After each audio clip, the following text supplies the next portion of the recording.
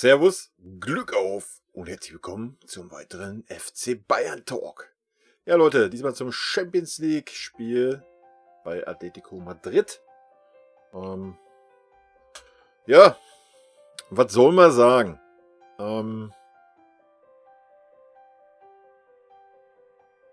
Ich habe nicht damit gerechnet, dass wir einen Punkt holen vor dem Spiel, wenn ich ehrlich bin.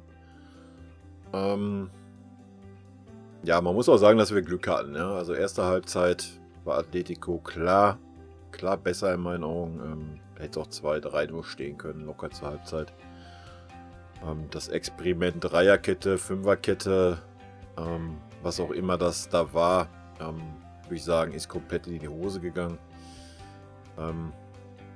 MB, der linker Verteidiger, linkes Mittelfeld gespielt hat, war ein bisschen unglücklich, aber ja, den wollen wir gar nicht groß bewerten, Leute. 17 Jahre alt, ein Champions League Spiel bei Atletico Madrid als erstes Spiel, wo er reingeworfen wird. Ja, müssen wir da gar nichts weiter zu sagen. Zweite Halbzeit, beziehungsweise erst dann nach den Wechseln, nach der Systemumstellung, ja, lief es eigentlich wie immer, ja. Klar ist Atletico defensiv stark und so weiter, das hat man dann auch gesehen. Aber dann waren wir halt ein bisschen im Spiel und man hat ein bisschen gesehen, dass wir doch Lust haben, auch nach vorne zu spielen. Ja? Hat natürlich auch viel der Müller zu beigetragen. Hat man gleich gemerkt. Ja, hat nicht umsonst den Elfmeter verwandelt, den er auch rausgeholt hat. Von daher habe ich es nicht ganz verstanden. Klar, ich meine, wenn du nun mal keine Spiele hast oder keine Trainingsmöglichkeiten, wo du irgendwas ausprobieren kannst. Ja, wenn nicht heute, wann dann? Allerdings, ja, in der Champions League, wo es für Atletico noch um richtig was geht und auch im Hinblick auf die Gruppengegner, so wie Salzburg. Ich meine, gut, wir haben jetzt unentschieden gespielt, von daher kann Salzburg noch aus eigener Kraft weiterkommen, wenn sie gegen Atletico gewinnen. Von daher hält sich das im Rahmen, aber kann man halt darüber diskutieren, ob das dann irgendwie so sinnig ist. Ich meine, klar, dass man Leute schont und so, alles gut, aber dass man dann noch so das System umstellt und versucht auf 0-0 zu spielen, weil anders kann man sich das nicht erklären, wenn wir mit einer Fünferkette spielen, habe ich noch nie gesehen bei uns. Und dann noch mit dem Javi als defensiven Sechser. Puh, ja. War schon sehr schwierig, erste Halbzeit oder erste 60 Minuten sich unser Spiel anzugucken, muss ich sagen. Auf jeden Fall haben wir in der ersten Halbzeit Kräfte geschont. Ich denke, da müssen wir uns nichts vormachen. Die Innenverteidiger, sonst brauchte nie einen Sprint ansetzen, weil wir gar nicht rausgerückt sind. Wirklich, 3 Mann waren immer hinten, die 3 Innenverteidiger. Ja, ganz komisches Spiel, allerdings, wie ich schon sagte, wollen wir es nicht überbewerten, dass wir überhaupt einen Punkt geholt haben, kann man halt nur wieder sagen, Hut ab. Und von daher schmeißen wir mal einen Blick in die Statistiken, würde ich sagen. Ballbesitz, ja, ich denke auch aufgrund der zweiten Halbzeit haben wir den Wert, erste Halbzeit werden wir den mit Sicherheit nicht gehabt haben. 45% Atletico, 54% haben wir gehabt. Fouls 8-12, man muss schon sagen, wir waren sehr stabil in den Zweikämpfen. Man hat aber auch gesehen, woher der Hernandez das Rumgeschrei hat. Wenn man dann teilweise so harmlose Fouls gesehen hat bei Atletico, die haben geschrien, als würden sie abgestochen werden. Zweikämpfe 51-5 zu 48-5, ja, ziemlich ausgeglichen. Schüsse insgesamt 13-6, Schüsse aufs Tor 3-2. Wobei man da sagen muss, ich glaube, Atletico hatte in der zweiten Halbzeit nicht mehr einen Schuss aufs Tor. Das ist alles aus der ersten Halbzeit. Auch Schüsse insgesamt. Ecken 3-4, Flanken 6-11. Wobei man da auch wieder sagen muss, von den 11 Flanken, naja. Gewonnene Zweikämpfe, Süle 7, Musiala 7, Hernandez 6. Ja. Musiala können wir da schon mal rausheben, aber sage ich gleich ein paar Worte zu. Gefault worden ist hier das nicht wirklich. Torschussvorlagen, Müller eine, Alaba eine, Choupo-Moting eine. Schüsse insgesamt, Sané 1, Müller 1, Choupo-Moting 1. Ja, Ballkontakte Süle 117, Alaba 110 und Hernandez 90. Ja, ich sag mal, so viel zur Statistik. Ja, ich denke, zum Spiel habe ich soweit alles gesagt. Ich gehe jetzt mal auf ein paar Spiele ein, meiner Meinung nach. Ich denke, erste Halbzeit war alles auf ein Level. Ich denke, man hat gesehen, wir waren echt im Schongang. Hatte ich zumindest das Gefühl. Klar, wir standen sehr tief. Wir haben so gut wie gar nicht irgendwie versucht, nach vorne zu spielen oder keine Ahnung. Wenn, dann war es eine Einzelaktion, mal von Musala zum Beispiel. Das war mal eine Aktion. Ja, und der Costa halt, ja. Das waren auch die beiden einzigen Spieler in der ersten Halbzeit, wo du gesehen hast, die sind heiß, die wollen sich zeigen. Alles andere, ja, hat so gefühlt gesagt, so, ja, ich spiele mein Pflichtprogramm ab auf 60%. Wie ich schon sagte, kann man verstehen, bei so einem Alaba, bei so einem Süle, bei Hernandez und so weiter, die immer spielen. Sané hat mich maßlos enttäuscht, ja. Ich muss hier mich beim Hansi entschuldigen. Ich habe im letzten Video so gefordert, oder die letzten 2 Videos, dass er Sané mal von Anfang an spielt. Ja, das war heute gar nichts, Leute. Man hat nicht gemerkt, dass er irgendwie sich zeigen will, dass er Bock hat. Erste Halbzeit, ja, nichts. Wirklich gar nichts. Ja, zweite Halbzeit war er dann irgendwie weiter hinten. Schon fast ein Verteidiger. Da war es eigentlich ganz okay, ja. Da waren Zweikämpfe drin und so. Aber nach vorne. Also ich habe beim Sané nicht das Gefühl heute gehabt, dass er wirklich Bock hatte. Und das muss ich ganz ehrlich sagen, das stimmt mich traurig. Ne? Vielleicht ist das der Sache geschuldet, dass er gedacht hat, so in Anführungsstrichen, ja, ich ist jetzt nur eine B11 auf dem Platz, ich weiß es nicht. Hat mir nicht gefallen. Costa fand ich mega gut. Klar, ihm hat so ein bisschen das Glück gefehlt, das Dribbelglück. Aber es hat mega viel geackert. War links, war rechts, war hinten, ist teilweise bis nach hinten zur eigenen Grundlinie gegangen. Musala genau dasselbe. Musala war teilweise mehr rechter Außenverteidiger, wie der sah. Also, und war immer anspielbar in der Mitte, hat sich gezeigt, hat sich was getraut, auch nach vorne hin dann was versucht. Also das waren die beiden Spieler der ersten Halbzeit für mich. Wer ist mir sonst noch ein bisschen negativ aufgefallen? Auf jeden Fall der Nübel, Alter. Also, ganz ehrlich, ja, ihn mit dem Neuer zu vergleichen, tut man ihm wahrscheinlich auch keinen Gefallen, aber keinerlei Ausstrahlung. Ja, er hat, glaube ich, 4 oder 5 Mal versucht, den Ball rauszuspielen, von hinten mal mit einem langeren Ball. Die sind alle nach Atletico gegangen, die Bälle. Ganz schlecht, also ich meine, so mit dem Anspielen hinten ging's, war okay, aber auch das eine Mal, wo er da so ein bisschen weiter versucht hat, rauszukommen, oder so ein bisschen neuermäßig gemacht hat, war auch sehr schwierig, hat auch ein bisschen Glück gehabt, weiß ich nicht. Schwierig. Ich meine, klar, mit dem Neuer zu vergleichen, ist ein bisschen unfair, das Niveau, aber trotzdem, also, ja, ein Torwart muss spielen und so weiter, alles gut und schön, aber weiß ich auch nicht. Bin gespannt, wie diese Sache weitergeht. Ja, ansonsten, ich habe jetzt die beiden positiven Beispiele aus der ersten Halbzeit gesagt. Wobei man auch sagen muss, würde ich auf die zweite Halbzeit kopieren. Ja. Bis zur Auswechslung waren für mich so die beiden Aktivposten bei uns im Spiel. War Musiala und war Costa einfach. Hat sich zwischendurch mal ein bisschen Luft geholt, beide, ja, in der zweiten Halbzeit, aber trotzdem waren sie immer noch die beiden Aktivposten in meinen Augen. Fünferkette hat man gesehen, dass das völlig in die Hose ging. Ja, muss man mal ganz klar so sagen. Hernandez hing in der Luft. Ja, weil er nicht wirklich links außen war, weil er nicht wirklich Innenverteidiger war. Irgendwas dazwischen. Keine Ahnung, wie ich schon sagte, der junge Jaus war einfach überfordert, hat man gesehen. Aber da möchte ich auch gar keine Kritik äußern. Aber zum Saar. Note 6, Alter. Da kannst du nicht mehr zu sagen. Also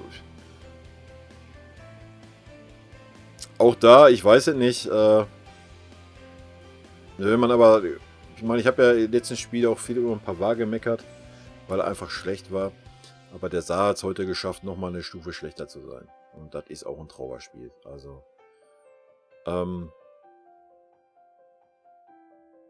ja, sehe ich bei uns, ohne Scheiß, sind wir wieder bei dem Thema Breite. Ja, die ist dadurch da, aber da hat mir der Richards, obwohl er gar nicht so viele 10 hatte, ja, 100% besser gefallen. Also, ich weiß nicht, da hätte also bisher, ich weiß nicht, vielleicht kommt da noch was von ihm, wenn er ein halbes Jahr da ist oder ein Jahr, ich weiß es nicht, aber die Leistung bisher, wirklich schwach. Ja, also da kocht der Richards ihn ab auf der Position. Ja, er ist immer bemüht, er läuft die Linie hoch und runter, aber er hat hinten kein Stellungsspiel, kein Zweikampfverhalten. Nach vorne kein Zweikampfverhalten. Also, sonst war ja immer noch so, dass er nach vorne hin stark war, aber das war auch gar nicht der Fall. Weiß ich nicht, hat mir gar nicht gefallen. Die andere Note 6, ja, da bleibe ich bei, habe ich schon die letzten 2 Spiele gesagt. Bundesliga untauglich. Ich habe auch nicht verstanden, dass der so lange auf dem Platz war. Choupo-Moting. Also, ja, ich kann nur mit dem Kopf schütteln. Wir haben mit 10 Spielern gespielt. Mit 9,5, wenn wir den Saar dabei rechnen. Also Choupo-Moting 0. Wirklich 0. Also, ja, habe ich kein Verständnis für. Reicht mir nicht. Ich meine, wenn ich schon limitierte Skills habe,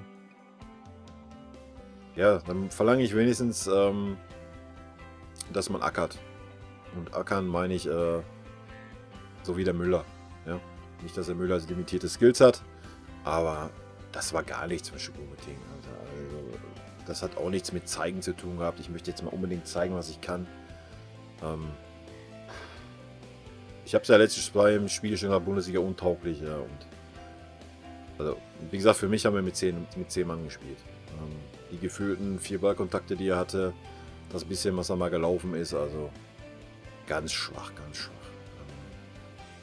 Habe ich auch kein Verständnis für. Ja, das sind Spieler, die ausgeruht sind. Ja. Und klar, ist keine Abstimmung da. Klar, erste Halbzeit haben wir sehr defensiv gespielt. Kann man alles als Ausreden gelten lassen, aber da muss ich wenigstens rennen und fighten und versuchen und machen und tun. Und das war für mich alles so Alibi-mäßig. Ja, beim Saar halt genauso. Und zweite Halbzeit, wo wir dann umgestellt haben, wo wir offensiver waren, hat man trotzdem nichts gesehen. Ne? Es waren trotzdem nur mit 10 Mann auf dem Feld. Habe ich nicht verstanden, dann kannst du auch zur Halbzeit einen CC bringen. Ja, ganz ehrlich. Klar, der hat seine letzten 5 Minuten gebracht, neben oder zusätzlich zum Choupo-Moting. Also, keine Ahnung, wegen mir hättest du den nach 20 Minuten auswechseln können. Also, ja, selten so eine schlechte Leistung gesehen, bin ich ganz ehrlich. Das sind so die beiden, die ich schlecht gesehen habe. Alles andere war so ein Brei, ein Einheitsbrei, ein Level, abgesehen vom Costa und Musala. Enttäuscht bin ich vom Sané. Ja, er war jetzt nicht wirklich schlecht, aber für sein Leistungspotenzial war das wohl zu wenig. Gut, ich würde sagen, ich hau mal noch ein paar Noten auf den Markt, meiner Meinung nach. Nübel würde ich eine 3 geben, hat jetzt keinen großen Fehler gemacht am Tor. Ja, mit ein bisschen Glück wird er angeschossen, so wie es der Müller so schön über Neuer gesagt hat. Hernandez, erste Halbzeit ganz schwach. Ja, auch jeden Pass, den er gespielt hat, ich hatte so das Gefühl irgendwie, ich glaube, er ist in seiner Heimat und denkt, er spielt noch für Atletico. War er richtig schlecht. Zweite Halbzeit dafür, gerade nach der Umstellung auf Viererkette, viel, viel, viel, viel besser. Ja. Von daher würde ich auch eine 3- geben. Ja. Hat jetzt nicht den Riesenbock geschossen in der ersten Halbzeit. Das Gegentor, ja, aber in erster Linie war es der MB, der da erstmal hin muss. Dann müsste natürlich der Hernandez dahin. Und zu guter Letzt stand der Alaba noch schlecht und der Süle kam zu spät. Also alles gut. Hätte man verhindern können, das Tor, aber Atletico hat auch noch andere Chancen gehabt. Ne? Alaba, ja, hat auch wieder heute... Was ich nicht verstehe, das ist im letzten Spiel schon, auch heute wieder. Wenn ein hoher Ball kommt, er köpft einfach immer, er haut alles rein und immer gerade. Immer nach vorne. Obwohl er hätte nur einmal kurz ablegen brauchen, neben ihm stand der Mitspieler frei. Das sieht er gar nicht. Ja? Die Bälle kommen natürlich nicht zu uns an. Die sind natürlich sofort wieder weg. Ansonsten hat er 2, 3 Stellungsfehler drin gehabt, gerade mit dem Versuch auf Abseits zu spielen, was auch noch fast zum Tor geführt hätte. Ansonsten, ja, was eine okay Leistung, aber ich bleibe dabei, es ist für mich kein Innenverteidiger. Nicht mit dem Leistungsniveau, was er aktuell hat. Ja, meine Meinung. Note, ja, auch eine 3-. Ja. Süle würde ich eine 3 geben, war okay. Hat er in der ersten Halbzeit, genau, Süle war der andere Einzelaktion in der ersten Halbzeit. Und das war alles, was wir offensiv geleistet haben. Wo der Süle sich da einmal durchgetankt hat. Dann leider den letzten Pass nicht hingekriegt hat.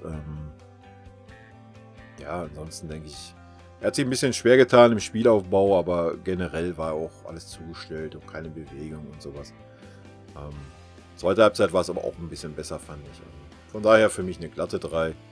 Luna Saar habe ich gesagt, 6. Leute, da gibt es gar nichts zu sagen. Airbnb bewerten wir einfach mal nicht. Ne? Da würde man dem jungen Jaus keinen Gefallen tun. Er kam halt einfach, er war nicht im Spiel drin und ich denke, viel mehr muss man dazu nicht sagen. Musiala würde ich eine 2 geben, war für mich, wie ich schon sagte, einer der wenigen Aktivposten. Martinez würde ich eine 4 geben. Tut mir ein bisschen weh, aber er war auch gar nicht im Spiel. Ne? Klar, er hat immer 2 Leute gebunden von Atletico, war aber dadurch nie anspielbar und war deswegen gar nicht im Spiel. Einfach auch unserer Taktik da geschuldet. Habe ich auch nicht verstanden. Also mal abgesehen vom Felix und hier links außen, wie hieß er? Warte. Carrasco. Ja, ab und zu hast du den Korea noch gesehen. Aber das ist auch alles, was offensiv auf dem Platz war. Ja, es war kein Ohrbeißer da. Der Suarez, ja, es war kein Diego Costa da. Also verstehe ich nicht, dass man da mit einer Fünferkette auflaufen muss. Also, da kannst du auch sagen, wir spielen mit Viererkette und drücken halt nicht so weit raus. Aber gut, was soll ich dazu sagen? Sané, ja, für mich auch eine 4, Leute. Ja, vielleicht auch eine 3-, aber ich habe einfach ein bisschen was erwartet. Weißt du, wenn du jetzt mal von Anfang an spielst, dann Champions League Spiel und ja, es war gar nichts. Wenn man das mit dem Ehrgeiz und so vergleicht vom Costa und vom Musiala, ist das schon enttäuschend. Ja? Deswegen, ja, es war ausreichend aber auch nicht mehr. Choupo-Moting 6, Alter, brauchen wir gar nicht diskutieren. Douglas Costa habe ich schon gesagt, für mich eine klare 2, war super aktiv, ist jeden Ball hinterher, ist jedem Gegner hinterher, in jeden Zweikampf rein, also vorbildlich, wie es sein sollte, da hätte sich Sané eine Scheibe abschneiden können. Ne? Ansonsten Richards, ja, man war 28 Minuten, also 30 Minuten mit Nachspielzeit auf dem Platz, ja, hat es um Längen besser gemacht, wie der sah. Was auch nicht wirklich eine Kunst war. Ich würde ja sagen, auf eine 3. Gnabry, ja, weiß ich nicht, ob der auf dem Platz war oder nicht. Hat irgendwie keine Auswirkungen gehabt. Ist für mich wie Sané. Also wenn ich da mal 28 Minuten oder eine halbe Stunde reinkomme in Champions League Spiel, habe vorher nur die Eier geschaukelt. Erwarte ich einfach ein Feuerwerk, Leute. Erwarte ich wenigstens ein Feuerwerk, dass man wenigstens sich reinhaut, Sprints anzieht, nix, Alter. Alles sehr einheitsbrei. Wenn wir den Sané eine 4 geben, geben wir knapp auch eine 4. Fertig. Müller ganz klar eine 2. Müller hast du gesehen. Vergleich doch mal die Einwechslung. Vergleiche mal den Auftritt von Müller, vom Richards und Gnabry, Alter. So. Mehr brauchst du gar nichts zu sagen. Das ist ein Trauerspiel. Angelo Stiller, ja, können wir nicht wirklich beurteilen, würde ich sagen, für eine Viertelstunde. Und Zirkzee für seine 5 Minuten leider auch nicht. Wie gesagt, ich hätte mir einen Zirkzee ein bisschen eher gewünscht, weil schlechter als der Choupo-Moting hätte das nicht machen können. Ne? Weil den hättest du auch rausnehmen können. Wir hätten mit 10 Mann spielen können. Das wäre nicht aufgefallen. Ja, ich hoffe, dass der Hansi dem Musiala mal ein bisschen mehr Zeit gibt, mehr Einsatzzeit auch mal im Spiel, wo wir dann auch mal nach vorne spielen. Ne? Wenn der Müller mal einen schlechten Tag hat, nimm den Müller mal raus zur Halbzeit und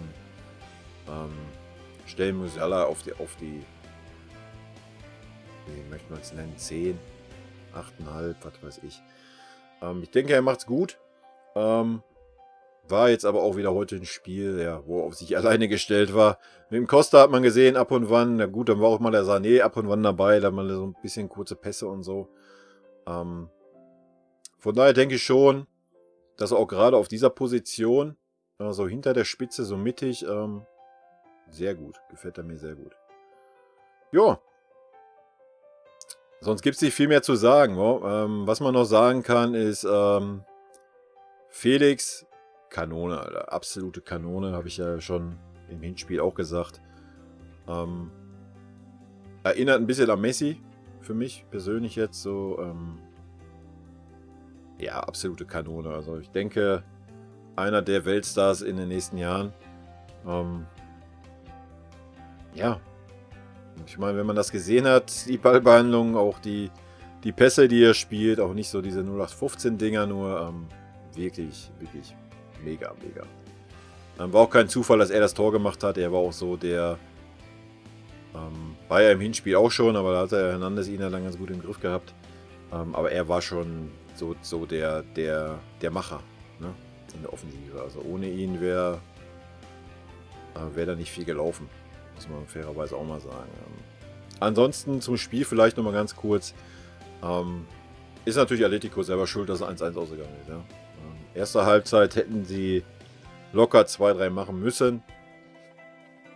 Ja, und dann haben sie sich, glaube ich, darauf verlassen, so, ach ja, ist eh nur kein Levi-Offensive, da läuft nur ein Choupo-Moting rum und die Bayern haben schon Gang drin und wollen eh nicht so und wir können auf 1-0 spielen, hat man dann auch an den Wechseln gesehen, die der Simeone gemacht hat. Stürmer raus, defensiv Mittelfeldmann rein und so eine Scherze. Ja, aber ein 1-0 ist ein 1-0, ne? Dann wird der Fuß rausgestellt, dann nimmt der Müller natürlich dankend an und dann gibt es einen Elfer, den macht da rein und ja. Setzt Fußball, ne? Gut. Ja, aber es war jetzt nicht wirklich eine richtig schlechte Leistung von uns, wie ich fand. Also nicht so wie in den letzten Spielen. Die ersten 60 Minuten war halt einfach der Taktik geschuldet, ja? Muss man auch mal sagen. Ja, ich bin gespannt auf Leipzig. Da sehen wir natürlich wieder eine ganz andere Mannschaft. Weil da wird der Levi wieder reinkommen. Ich denke auch nicht, dass er Sané anfangen wird. Dafür war er zu schwach. Weiß nicht, was mit dem Coman ist. Denke, der wird da auch wieder reinkommen. Müller wird wieder reinkommen. Pavard wird mit Sicherheit reinkommen. Oder halt Richards. Also der denke ich nicht, dass der so schnell wieder auf dem Platz stehen wird nach dieser Leistung. Denk mal Boateng vielleicht. Ich weiß nicht. Lassen wir uns mal überraschen. Was der Hansi da aus dem Hut zaubert. Und ich bin guter Dinge, dass wir ein gutes Spiel sehen gegen Leipzig. Und ich denke nicht, dass wir da wieder mit einer Fünferkette auflaufen. In diesem Sinne, rot-weiße Grüße, Leute. Wir hören uns. Ich glaube, wir spielen Samstagabend, wo? Oder spielen wir 15:30 Uhr? Warte, ich gucke nochmal ganz kurz. Aber ist ja egal, wir hören uns ja dann am Sonntag, seht ihr das Video dann. 18:30 Uhr spielen wir. Ich hasse 18:30 Uhr Spiele, aber okay. Gut, jetzt aber. Rot-weiße Grüße gehen raus. Ich wünsche euch eine schöne Restwoche. Bleibt gesund und wer Bock hat, bis Sonntag. Haut rein. Bis dann.